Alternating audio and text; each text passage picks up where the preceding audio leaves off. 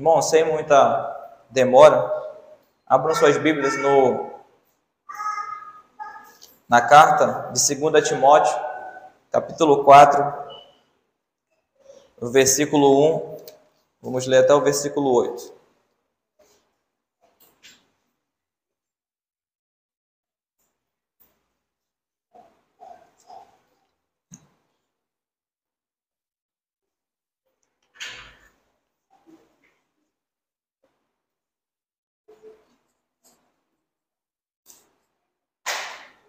Quando cheguei, eu pensei que já a igreja tinha sido arrebatada, né? De manhã nós não podemos estar presentes, né? Estávamos com problemas pela manhã.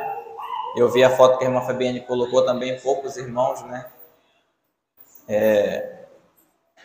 Presentes, né? Em janeiro, alguns irmãos estão de férias, né? Alguns estão viajando. Mas nós não devemos deixar de congregar, né, irmãos? Vamos congregar. Todos acharam? Quem achou diz amém. Ninguém achou? Quem achou diz amém. Amém. Agora, 2 Timóteo, capítulo 4, diz assim: Conjuro-te perante Deus e Cristo Jesus, que há de julgar vivos e mortos, pela manifestação e pelo seu reino. Prega a palavra, insta, quer seja oportuno, quer não. Corrige, repreende, exorta com toda longanimidade e doutrina. Pois haverá tempo em que não suportarão a sã doutrina. Pelo contrário, cercar-se-ão de mestres segundo a sua própria cobiça, como que sentindo coceira nos ouvidos, e se recusarão a dar ouvidos à verdade, entregando-se a fábulas. Tu, porém, sê sóbrio em todas as coisas, suporta as aflições, faz o trabalho de um evangelista, cumpre cabalmente o teu ministério. Quanto a mim, estou sendo já oferecido por libação, e o tempo da minha partida é chegado. Combati o bom combate, completei a carreira, guardei a fé. Já agora a coroa da justiça me está guardada, a qual o Senhor, reto juiz, me dará naquele dia. E não somente a mim, mas também a todos quantos amam a sua vinda. Oremos. Soberano Deus e Pai de nosso Senhor e Salvador Jesus Cristo, estamos diante da Tua palavra, inerrante, infalível e eficaz. Cremos, Senhor Deus, na suficiência da Tua palavra e que a mesma tem o poder de transformar o nosso eu, e que a mesma pode transformar a nossa mente e nosso coração, e que a mesma, Senhor Deus, pode nos lavar, Senhor Deus, e nos trazer conforto e alívio nas aflições que passamos. Confiamos em Ti, Senhor Jesus Cristo, que pagou o preço pelos nossos pecados. E aqui nos achegamos, Senhor Deus, nesta noite, para Te agradecer por tudo que o Senhor tem feito em nossas vidas. E não falo somente das materiais, e sim das espirituais, Senhor Deus. O Senhor mesmo nos abrindo o entendimento para entender o Teu Evangelho, salvando-nos da ira vindoura, nos guardando, Senhor Deus, até o dia que o Senhor vai voltar, ou até o dia que nós iremos morrer. Obrigado, Senhor Jesus, que o Senhor possa, Pai amado, esta noite, ser glorificado. Receba para si toda a honra e toda a glória. Tome nossas mentes e corações cativos nesse momento. Que o Senhor, Senhor Deus, fale ao Teu povo, fale ao meu coração. Em nome de Jesus, amém. Senhor, irmãos, pela graça de Deus e pela misericórdia dEle é que eu estou aqui. Talvez vocês olhem para mim como uma referência para vocês. Eu quero ser igual ao irmão José. E olha como o irmão José é, ele tem uma família, ele tem um filho, ele tem uma esposa, ele tem um trabalho, né? Eu quero ser igual a ele. Irmãos, eu quero dizer para vocês que eu não sou diferente de você. Eu enfrento os mesmos problemas que você enfrenta. Familiar, no trabalho, espiritualmente falando, né? O desânimo, a vontade de não ler a Bíblia, a vontade de não orar, a vontade de não vir à igreja. Tudo que você sente, eu também sinto, irmãos. E muitas das vezes nós pensamos em desistir. E olhando esse texto, né? Olhando esse texto hoje, talvez você ache um pouco estranho, né? O tema da mensagem hoje é morte, irmãos. Morte. Um tema que você não vai ouvir em muitas igrejas. Só em poucas igrejas você vai ouvir o tema de morte. Você não vai ouvir as pessoas falando para você sobre a morte. Sim, a sua vida, ela tem um fim. Você vai nascer, crescer, desenvolver, envelhecer e você vai morrer. E eu escolhi justamente essa carta, que ela é a última carta do apóstolo Paulo, a última. Aqui no capítulo 4 são as últimas palavras do homem que está no corredor da morte, com a sentença dele decretada. Ele vai ser decapitado por conta do evangelho. E ele está ciente disso, ele vai escrever uma carta para o jovem Timóteo, a segunda carta. Ele está preso em Roma e ele escreve a segunda carta, e aqui no capítulo 4 ele está findando a vida dele, vai morrer. E ele diz isso nesta carta. E esta carta traz ao nosso coração o sentido da vida.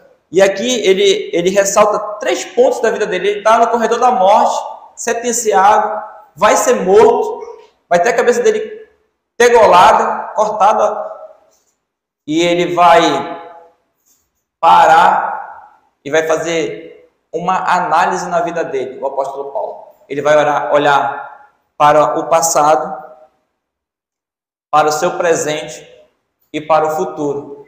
Paulo faz uma análise da vida dele no corredor da morte. Ele diz isso aos Coríntios. Lá em 1 Coríntios ele diz assim: examinai-vos vós mesmos, se verdadeiramente sois salvos. Ele diz assim: façam uma análise da vida de vocês. Façam uma análise da vida de vocês. Vocês já pararam para fazer uma análise da vida de vocês? Irmão, sabia que é bom? Eu não costumava fazer isso, mas hoje pela manhã eu fiz isso. Fiz uma análise da minha vida. O meu presente, o meu passado e o futuro. As igrejas triunfalistas, as pregações nas igrejas triunfalistas, elas não falam da morte, porque elas falam da vida, da prospecção de bens materiais aqui na vida, da bonança aqui na vida. E eu comentava com a minha esposa hoje, chorando pela manhã, que eu estou cansado dessa vida. Cansado disso aqui, irmãos. É uma tormenta esse mundo, irmãos. Dia a dia, você sair para a labuta, para vencer na vida. Às vezes diz um vídeo aí, né, que vencer na vida dá muito trabalho. Irmãos, eu falei para ela hoje, eu não tenho pretensão hoje, já tive lá atrás, ela me conhece, ela sabe disso que eu estou falando. De ter casas boas, carro bom, melhor roupa que tive. Hoje eu não tenho mais isso no meu coração. Deus sabe o que eu estou falando. Não tem, irmãos. Eu quero que o tempo se abrevie, passe rápido, o Efraim cresça, chegamos à velhice e partiremos para a glória, irmãos.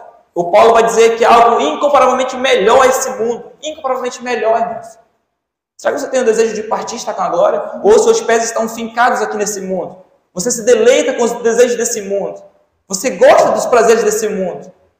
Se você está se deleitando e não quer desarregar desse mundo, alguma coisa há de errado na sua vida. Faça como o apóstolo Paulo. Faça uma análise na sua vida. Faça uma análise do seu presente, do seu passado e do seu futuro. Vamos para a carta que o apóstolo escreve, as últimas palavras que ele diz. Ele diz assim: conjuro-te perante Deus e Cristo Jesus, jovem Timóteo, que há de julgar vivos e mortos pela manifestação e pelo seu reino.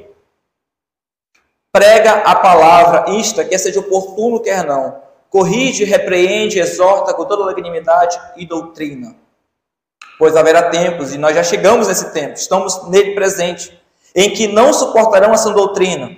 Pelo contrário, cercar-se-ão de mestres segundo as suas próprias cobiças, como que sentindo coceira nos ouvidos, e se recusarão a dar ouvidos à verdade, entregando-se às fábulas.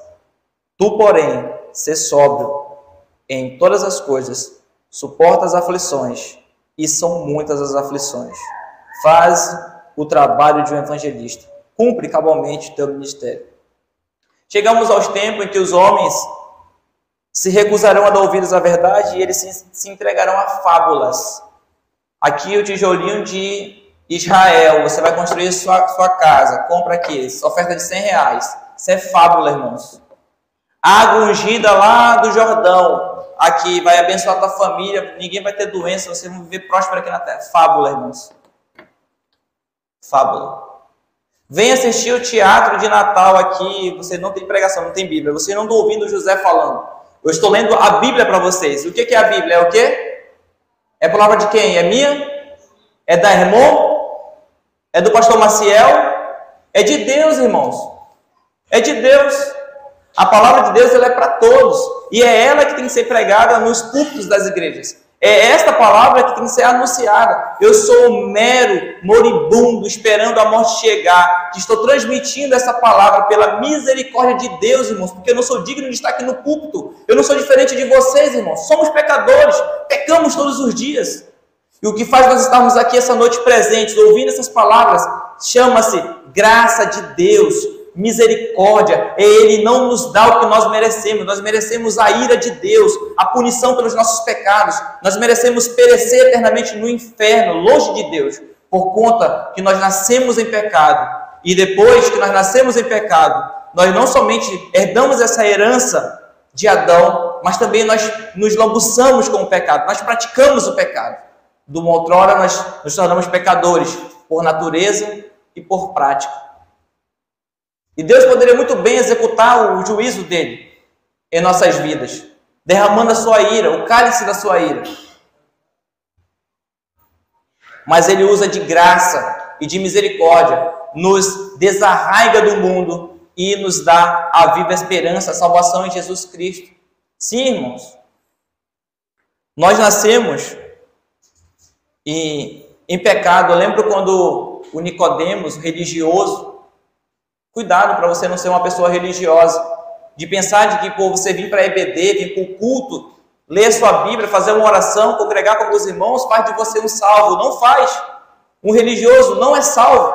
A religião, a palavra religião, ela vem do latim religare, quer dizer ligar o homem a Deus. É impossível.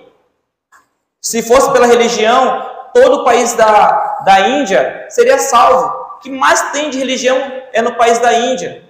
São religiosos, não matam a vaca, não mexem no rato, nos insetos, porque são religiosos. E a religião não tem o poder de salvar ninguém, irmãos. Pois não há nenhum nome dado entre os homens, pelo qual importa que sejamos salvos, a saber, Jesus. Jesus é a única pessoa, o único homem que pode salvar você da perdição eterna, do juízo de Deus. É somente Jesus. Corra para Ele. Quando Nicodemos, o religioso, foi ter com Jesus, ele conversa com Jesus e Jesus diz para ele: Nicodemos, importa nascer de novo, Nicodemos. E Nicodemos não entendeu. Como assim, Senhor? Se Jesus tivesse falado essas palavras para o Zaqueu, o ladrão que desviava dinheiro, ele teria entendido que era o novo nascimento, que teria que nascer de novo, né? Não da vontade da carne, ele vai falar em 1 João, né? Nem do homem, mas da vontade de Deus, nascimento espiritual. Ele fala para Nicodemos, e Nicodemos não entende. Talvez se ele tivesse falado para Madalena, talvez ela teria com certeza entendido. Mas o religioso, ele não entendeu. Como nascer de novo? Eu sou religioso, eu leio minha Bíblia todos os dias, eu vou à igreja. Como nascer de novo? Nós precisamos nascer de novo. Uma pessoa que nasce numa garagem, ela não é um automóvel, não é um carro. Uma pessoa que nasce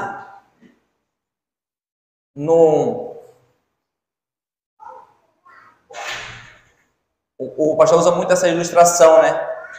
O pastor que nasce... Irmãos, aqui, ó, olhe para mim. Uma pessoa que... Um filho de peixe, né? Dizia, um filho de peixe, peixinho é. Um filho de crente, que tinha o Efraim. Ele não é crente, o Efraim. Não é salvo. Porque os pais dele são crentes, são salvos. Não é assim. E Nicodemos não entende aquilo. Jesus vai explicar para ele: Nicodemos, importa nascer de novo. Não da vontade da carne, nem da vontade do homem, mas da vontade de Deus. O novo nascimento. Vamos para a análise da vida do apóstolo Paulo, versículo 6. Versículo 6, ele vai olhar o seu presente, a vida dele presente. Quanto a mim, estou sendo já oferecido por libação, e o tempo da minha partida é chegado. Oferecido por libação é uma oferta. Então Paulo, ele olha para o seu presente no corredor da morte e ele diz assim: eu estou sendo entregue como uma oferta ao Deus vivo e verdadeiro. Ele vai morrer, está com a sentença dele já decretada, vai ser decapitado em Roma. E ele para e diz assim para Timóteo: olha, quanto a mim, eu, Paulo, já velho, cansado, um dos maiores evangelistas, missionários que a terra já viu, o apóstolo Paulo, fundador de igrejas, que pregou no Sinédrio, pregou para os filósofos na Atenas, está aqui no corredor da morte com sua sentença decretada, indo de encontro com a morte. E ele diz assim: Timóteo, eu estou sendo já oferecido por libação e o tempo da minha partida é chegado. O Paulo, no presente dele, ele tem paz e alegria. Paz e alegria, irmãos. Esse homem vai morrer e ele diz assim: eu estou em paz, Timóteo. Igreja, eu estou em paz. E eu estou alegre porque eu vou ser entregue como uma oferta a Deus. Toda a minha vida, tudo que eu fiz, não foi algo para mim, foi para o avanço do reino. Então eu estou em paz, eu vou morrer em paz. E eu aplico, essa pergunta aos amados irmãos que estão aqui hoje. Quando chegar a hora, como nós cantamos aqui, e quando enfim chegar a hora de enfrentar a morte, nós vamos ter paz em nossos corações? Você vai ter paz em seu coração? Vai estar alegre para enfrentar o inimigo, o último inimigo do homem, que é a morte? Nós lemos lá em 1 Coríntios, diz que ela é o nosso último inimigo, que ela é o aguilhão, diz assim, o próprio Paulo, ele diz assim, em 1 Coríntios: onde está, ó morte, o teu aguilhão? Onde está, ó morte, a tua vitória? Onde está, ó morte, o teu aguilhão? Isso aqui era um cântico que eles cantavam na igreja primitiva. Essa parte aqui que os irmãos leram aqui era um hino, como nós cantamos esses hinos aqui. Isso aqui é uma parte dos hinos que eles cantavam. Até nós cantamos também, tem um hino, Onde está, ó morte, a tua vitória? Jesus ressuscitou. É um cântico, é um hino. Paulo está em paz para a sua partida.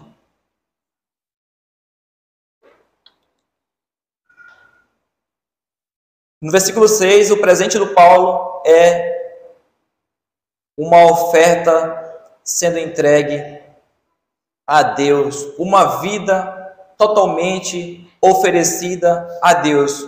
Já estou sendo oferecido por libação, uma oferta, Vou cortar a cabeça de Paulo, o sangue dele vai derramar naquela área e ele vai deixar este mundo. A eternidade, ela tem dois lados. Este lado que nós estamos, e a morte, ela não é o fim. A morte, ela é a entrada para a segunda parte da eternidade, o outro lado da eternidade. Então, a vida não acaba quando você fecha os olhos aqui na terra. Há uma eternidade. Há uma eternidade. E a Bíblia fala somente de dois destinos da eternidade. Ou você, quando fechar o olho aqui na terra, você vai estar no seio de Abraão, nos céus, ou você vai estar no Hades, no inferno, em tormento.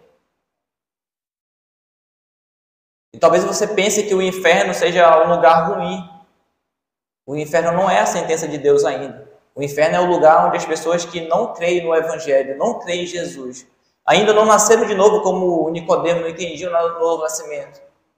O inferno é quando aquela pessoa que negou Jesus morre aqui na terra. Ela vai direto para lá, o inferno.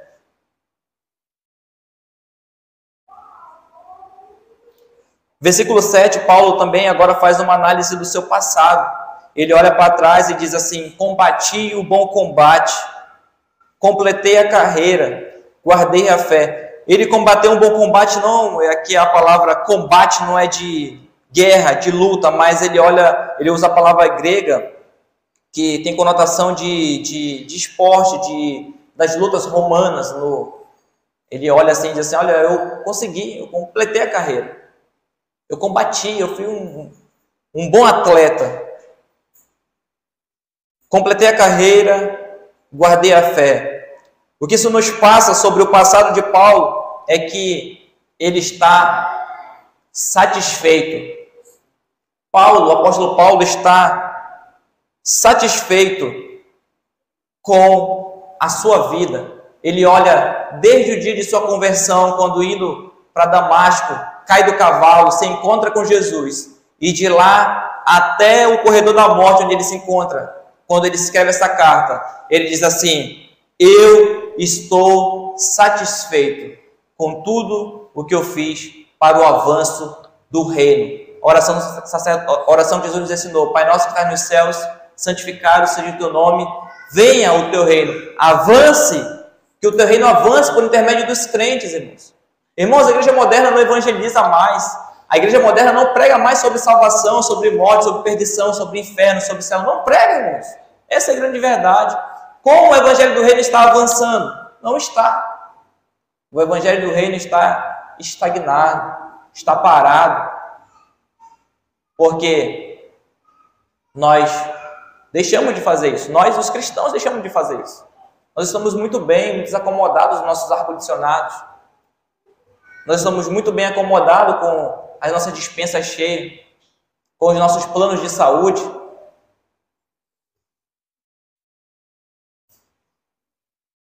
O Paulo vai fazer as viagens missionárias. O Paulo vai sofrer naufrágio.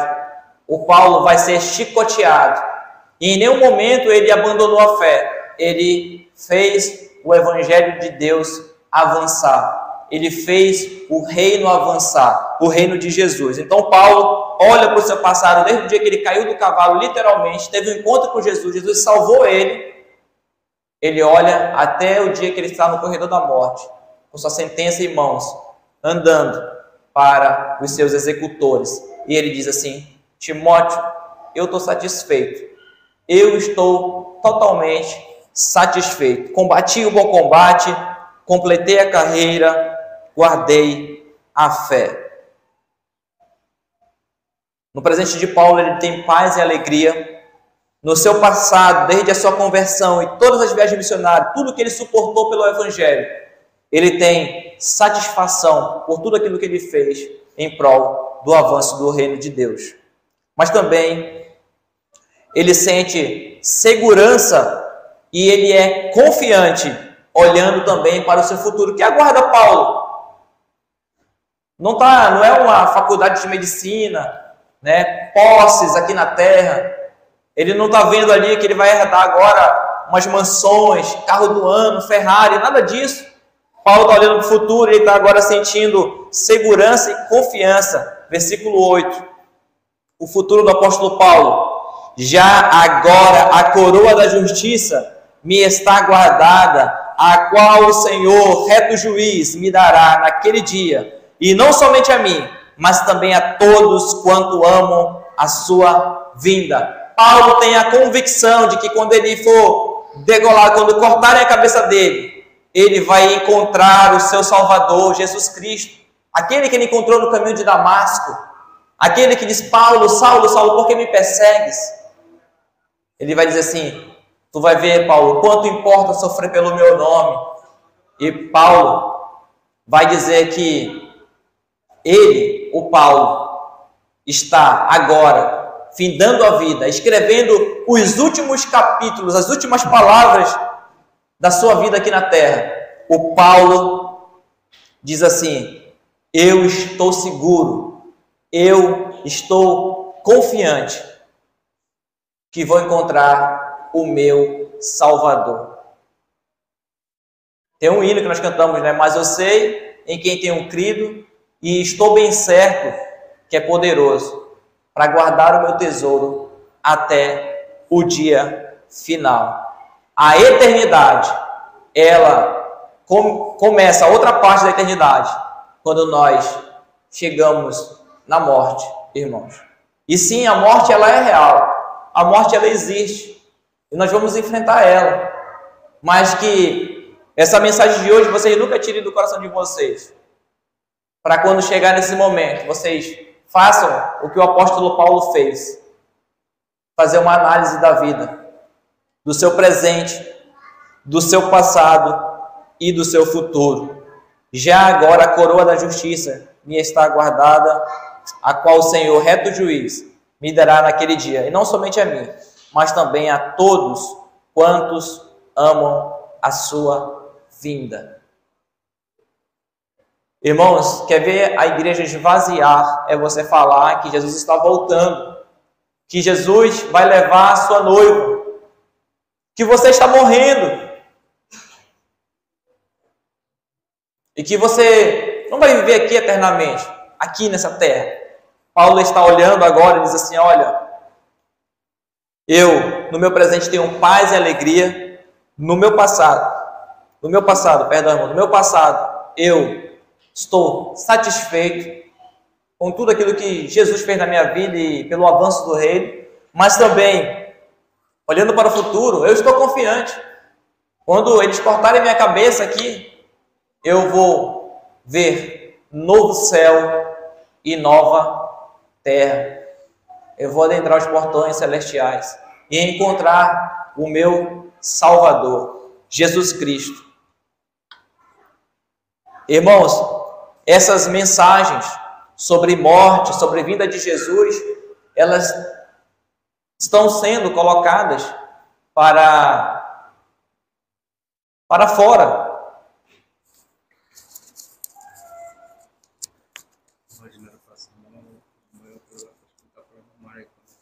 Tá bom.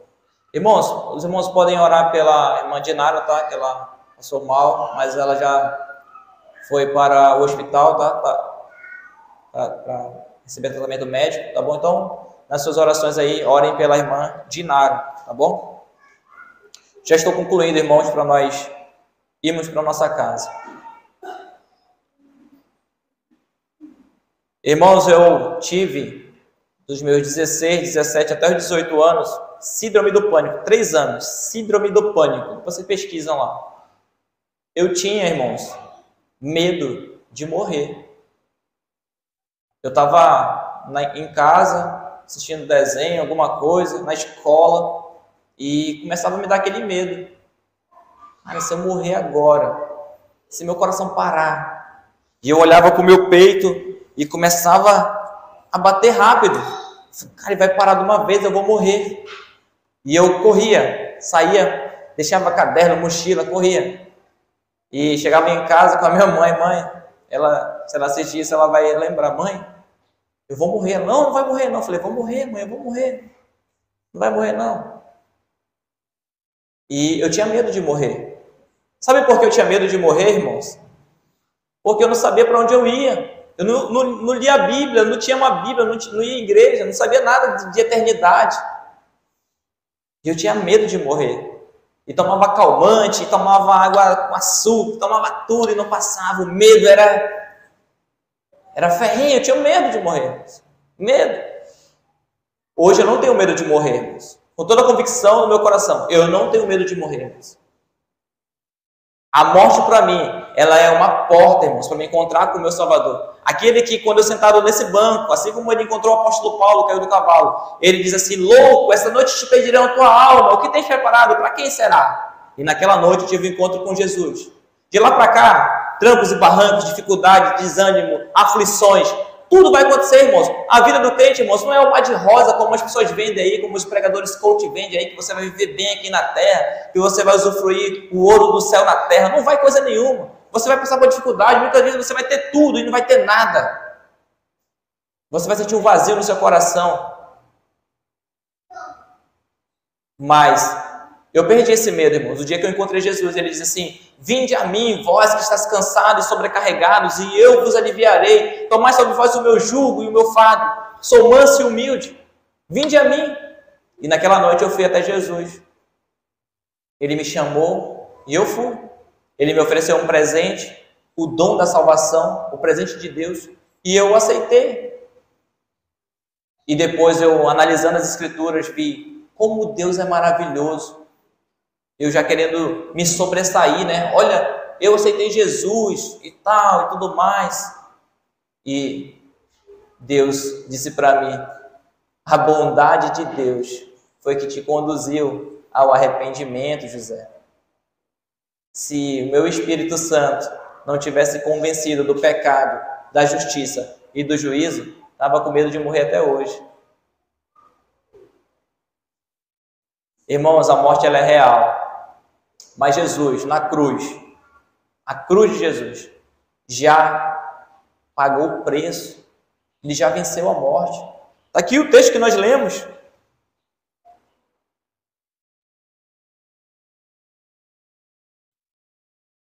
E quando este corpo corruptível se revertir da incorruptibilidade, e o que é mortal, essa carne aqui mortal, que vai lá para o Tarumã, se revertir da imortalidade, então se cumprirá a palavra que está escrita, tragada foi a morte pela vitória. Onde está, ó morte, a tua vitória? Onde está, ó morte, o teu aguilhão? Jesus venceu a morte com o sacrifício que ele fez na cruz do Calvário, pagando o preço pelos meus pecados.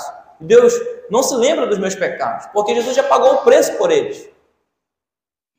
Jesus na cruz pagou o preço por todos os nossos pecados. Nós estávamos, como Isaías diz, como ovelhas, desgarrados, cada um fazia o que bem queria, com medo, sem medo, mas estávamos lá lambuzados no pecado. E Deus fez cair sobre Jesus os nossos pecados, todos os nossos pecados. E todos aqueles que vão até Jesus, aqueles que ele está chamando, que se achegam a Ele, a Bíblia diz que Ele justifica pela sua obra. O que é justificação? O que é justificar? Você é culpado, você merece ser decapitado, morto, mas pelos seus pecados. Mas Jesus diz assim, não, eu paguei o preço pelo pecado dele. Eu já paguei o preço pelo pecado dele. O próprio Deus se encarnou e se ofereceu como oferta pelo pecado, para que nós, como eu, não tivéssemos mais medo da morte, irmãos.